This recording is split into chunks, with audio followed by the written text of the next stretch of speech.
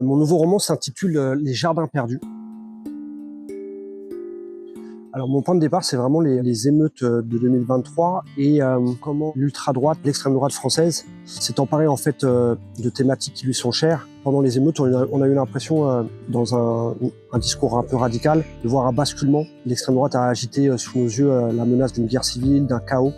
Et ça, c'est vraiment le narratif de l'ultra-droite.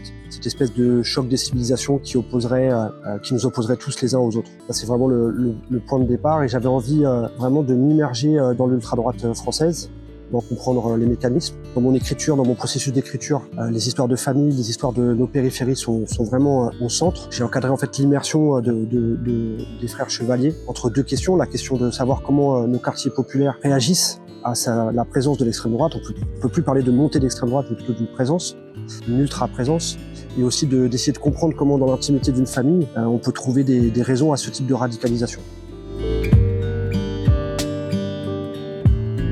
J'ai pas enquêté comme un journaliste, j'ai enquêté comme un auteur de fiction qui essaye de sourcer et de s'ancrer dans la réalité. Donc j'ai beaucoup lu, j'ai regardé beaucoup de documentaires, des sites très spécialisés, militants, comme Street Press ou Blast. Et puis bien sûr les réseaux sociaux, puisque la fachosphère, elle est accessible en quelques clics, avec ses influenceurs identitaires, sa propagande. Et c'est vraiment une nébuleuse d'un post Insta, on peut basculer sur une conversation WhatsApp qui nous emmène sur un groupe Telegram, qui nous ramène sur un autre compte Insta ou TikTok. C'est incroyable de voir comment on peut se perdre dans cette nébuleuse.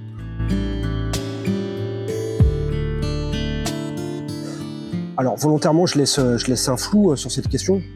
J'essaie de donner des pistes aux lecteurs. Pour moi, j'ai le sentiment en fait que le racisme, c'est plus l'unique et seule entrée dans un processus de radicalisation. Il y a plein de logiques qui se mêlent, des logiques d'abandon, des logiques de rejet, des logiques de déclassement. Je crois qu'en fait, mon héros, il y a à la fois un désir de revanche, un désir d'être aimé, un profond mal-être.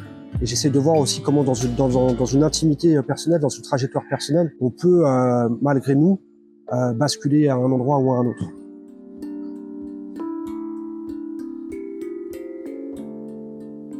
Alors comme dans mon roman précédent, je pense que les quartiers populaires, c'est à la fois une arène et un personnage à part entière. Pour Zach, il y a un attachement profond à son quartier. Du coup, ça questionne aussi nos propres géographies. Et avec une question centrale, c'est en quoi nos environnements nous influencent, en quoi ils nous conditionnent, en quoi ils conditionnent nos choix. Et après, pour le reste de la famille, il y a des échos différents. Pour Zach, c'est vraiment une espèce de cocon protecteur.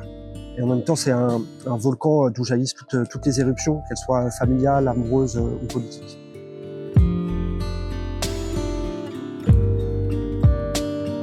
Pour moi, le lien entre les Mots Nus et les Jardins perdus, c'est une espèce de trame générale, ou en tout cas deux axes, qui sont l'intime et le politique. Et comment on peut les faire se rencontrer, le tout dans l'arène d'un quartier populaire.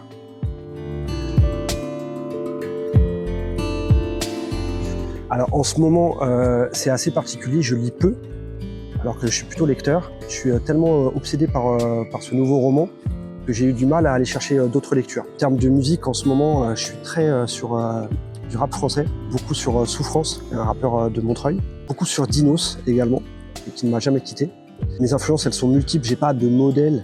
Moi, j'essaie de puiser un peu partout des choses qui me touchent et qui m'émeuvent, sans vraiment faire attention à qui parle ou qui écrit. J'ai pas de modèle ou de muse ou de grandes statues inspirantes.